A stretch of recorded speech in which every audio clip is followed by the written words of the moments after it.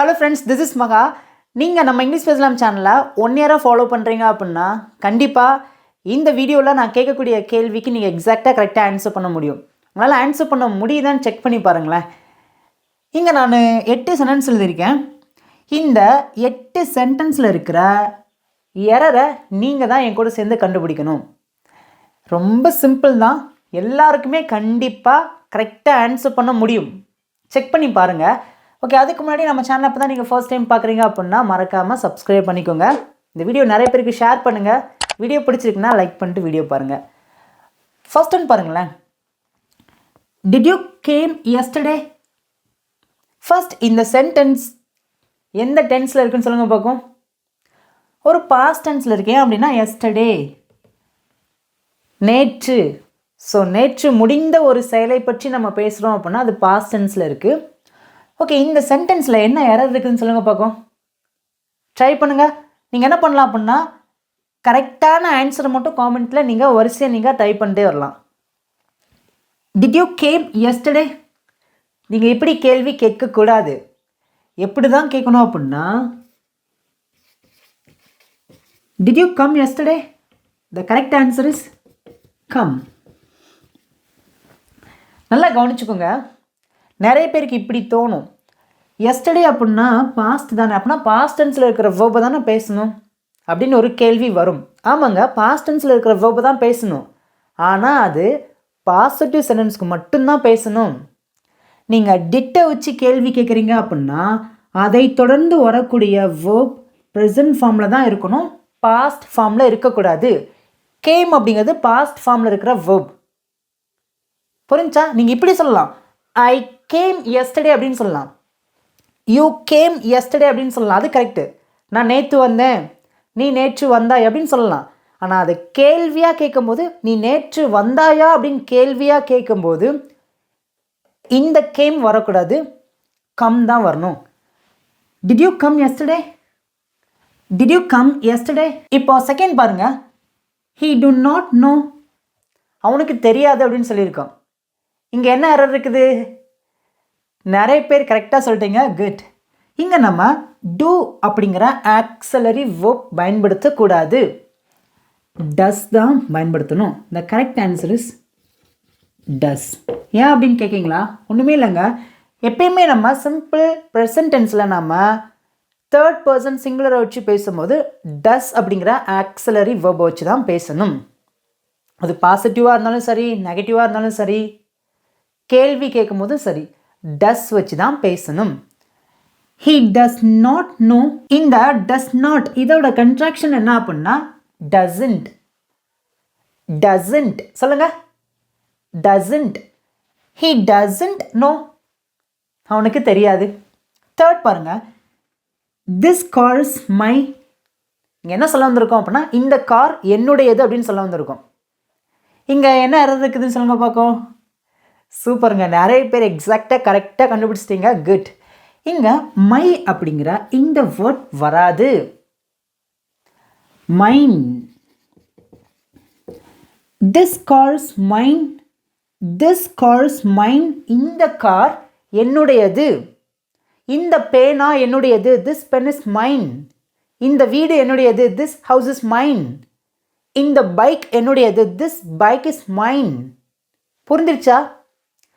மைன் அப்படின்னா என்னுடையது அப்படின்னு அர்த்தம். ஓகே, நெக்ஸ்ட் ஒன் பாருங்க. I sing good. இங்கே என்ன எரர் இருக்குதுன்னு சொல்லுங்க பார்க்கும். குட் அப்படிங்கிற இந்த வேர்ட் வராது. I sing well. The correct answer is well. Good அப்படிங்கிறது பார்த்தீங்கன்னா அட்ஜெக்டிவ், வெல் அப்படிங்கிறது தான் அட்வர்ப். புரிஞ்சா? I am good boy. Raja is good boy. Raja அப்படிங்கிறது ஒரு நவுன். அந்த நவுனை விவரித்து காமிக்கிறது என்ன அப்படின்னா நல்ல பையன், குட் பாய். அந்த இடத்துல நம்ம குட் யூஸ் பண்ணலாம். ஆனால் இங்கே ஒரு வேர்பை தான் விவரித்து காமிக்குது. ஐ சிங் குட் அப்படின்னு சொல்லக்கூடாது, ஐ சிங் வெல் அப்படின்னு தான் சொல்லணும். உங்களுக்கு தனியாக வேணா கேளுங்க, குட்டுக்கும் வெல்லுக்குள்ள அந்த டிஃப்ரென்ஸ் உங்களுக்கு வேணும் அப்படின்னா நீங்கள் காமெண்ட்டில் கேளுங்க. கண்டிப்பாக நான் தனியாக வீடியோ பண்ண ரெடியாக இருக்கிறேன். You are coming. இங்கே என்ன எரர் இருக்குது? ஆக்சுவலி நம்ம கேள்வியாக கேட்டிருக்கோம். இங்கே என்ன எரர் இருக்குதுன்னு சொல்லுங்கள் பார்ப்போம். கரெக்டாக கண்டுபிடிச்சிட்டிங்க. ஆர் அப்படிங்கிற இந்த ஆக்சிலரி வேர்ப் யூக்கு முன்னாடி வரணும். Are you coming? The correct answer is R.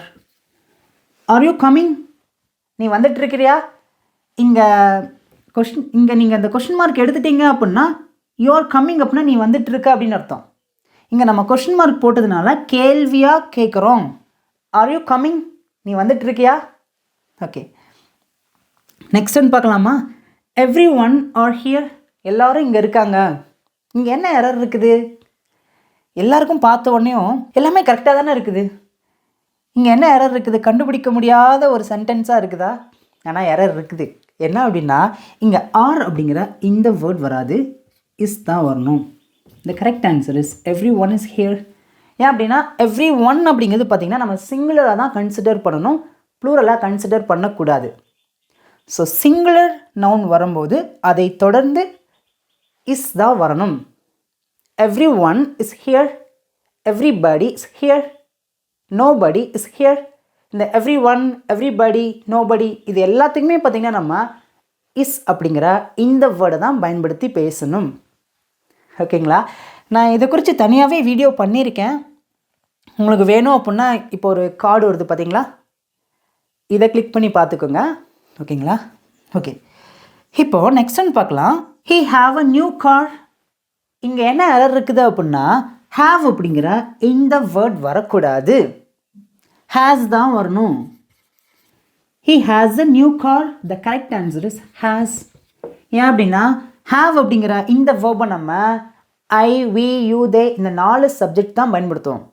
Has அப்படிங்கிற இந்த வேர்பை நம்ம தேர்ட் பர்சன் சிங்குலர், அதாவது ஹீ, ஷீட் இந்த 3 சப்ஜெக்ட்க்கு நம்ம பயன்படுத்துவோம். புரிஞ்சிருச்சா? ஓகே, நெக்ஸ்ட் ஒன் பாருங்கள். I don't have much friends. I don't have much friends. இங்கே என்ன இருக்குது அப்படின்னா மச் அப்படிங்கிற இந்த வேர்டு வரக்கூடாது. I don't have many friends அப்படின்னு சொல்லணும். ஓகேங்களா? the correct answer is many. Okay friends, உங்களுக்கு இந்த 8 சென்டென்ஸில் இருக்கிற சின்ன சின்ன எரரை உங்களுக்கு கண்டுபிடிக்க தெரிஞ்சிருச்சா? உங்களுக்கு இந்த கான்செப்ட் நல்லா புரியுது அப்படின்னாவே உங்களுக்கு இங்கிலீஷில் இருக்கிற ஓரளவுக்கு சின்ன சின்ன கான்செப்ட் நல்லா புரிய ஆரம்பிச்சிட்டிங்கன்னு அர்த்தம். ஏன் அப்படின்னா இங்கே இருக்கிற எல்லா கான்செப்ட்டுமே ஒவ்வொரு கிராமரில் இருக்கிற ஒவ்வொரு பாயிண்டில் நான் இங்கே எழுதி வச்சுருக்கேன். டென்சஸ், ஹேவ் வெர்ப்ஸ், இந்த மாதிரி கொஷின் கேட்குறது எல்லாமே பார்த்திங்கன்னா ஆக்சிலரி வேர்ப், ஹெல்பிங் வேர்ப் இந்த மாதிரிலாம் நான் வச்சு எழுதும் போது உங்களுக்கு கரெக்டாக இங்கிலீஷில் இருக்கிற பேசிக் கிராமர் கொஞ்சம் கொஞ்சமாக புரிய ஆரம்பிச்சிச்சுன்னு அர்த்தம். அதாவது இந்த கான்செப்ட் உங்களுக்கு புரிஞ்சிருச்சுன்னா இங்கிலீஷில் இருக்கிற பேசிக் கிராமர் ரூல்லாம் தெரிய ஆரம்பிச்சிச்சுன்னு அர்த்தம்.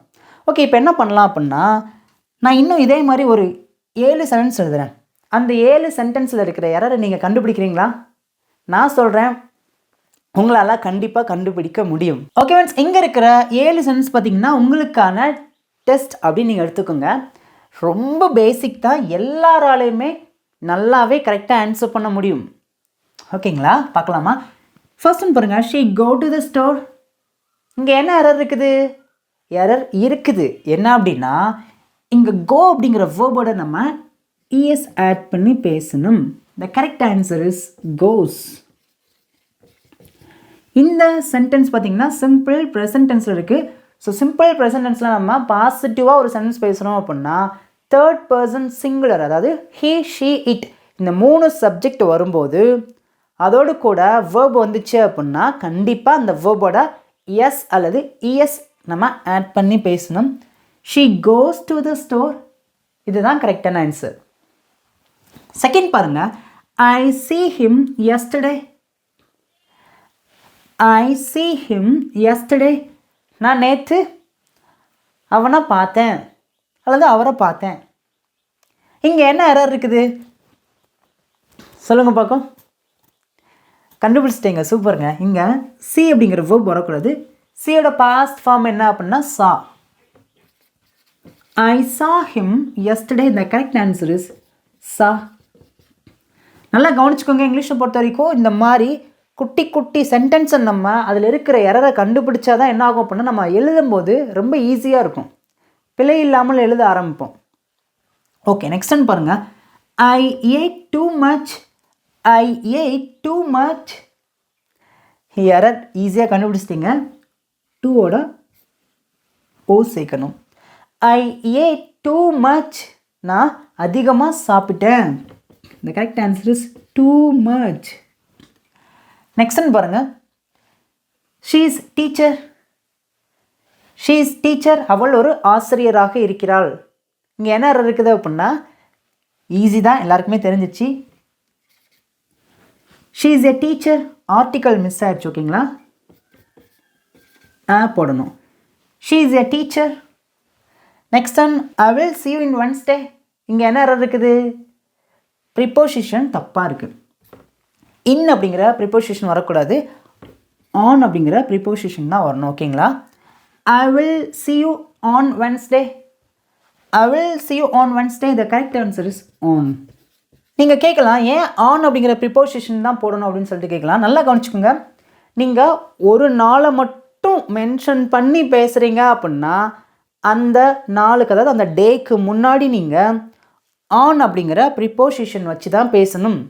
ஒரு நாளை தாண்டிருச்சு அப்படின்னா இன் அப்படிங்கிற ப்ரிப்போசிஷன் வச்சு பேசணும். அதே நீங்கள் எக்ஸாக்டாக டைமை மென்ஷன் பண்ணி பேசுகிறீங்கன்னா அட் அப்படிங்கிற ப்ரிப்போசிஷன் வச்சு பேசணும். I will come at 6 PM. I will come at 6 PM, நான் 6 மணிக்கு வருவேன். I will come on Wednesday. I will come on Wednesday, நான் புதன்கிழமை வருவேன். I will come in May. I will come in May, நான் மே மாதம் வருவேன். நல்லா கவனிச்சுக்கோங்க. அட் அப்படிங்கிற ப்ரிப்போசிஷன் எக்ஸாக்டாக 6 o'clock அப்படிங்கிறதுக்கு முன்னாடி பேசியிருக்கும். அந்த டைமை எக்ஸாக்டாக மென்ஷன் பண்ணி பேசும்போது அதுக்கு முன்னாடி அட் அப்படிங்கிற ப்ரிப்போசிஷன் வச்சு பேசியிருக்கும். இதுவே ஐ வில் கம் ஆன் Wednesday அப்படின்னா, அதாவது Wednesday ஒரு நாளில் மட்டும் குறிக்குது பார்த்தீங்களா, Wednesdayக்கு முன்னாடி ஆன் அப்படிங்கிற ப்ரிப்போசிஷன் வச்சு பேசியிருக்கோம். அதுவே ஐ வில் கம் ஆன் மே, பாருங்கள், மே அப்படிங்கிறது பார்த்தீங்கன்னா ஒரு மாதம், கிட்டத்தட்ட 31 நாளை குறிக்குது.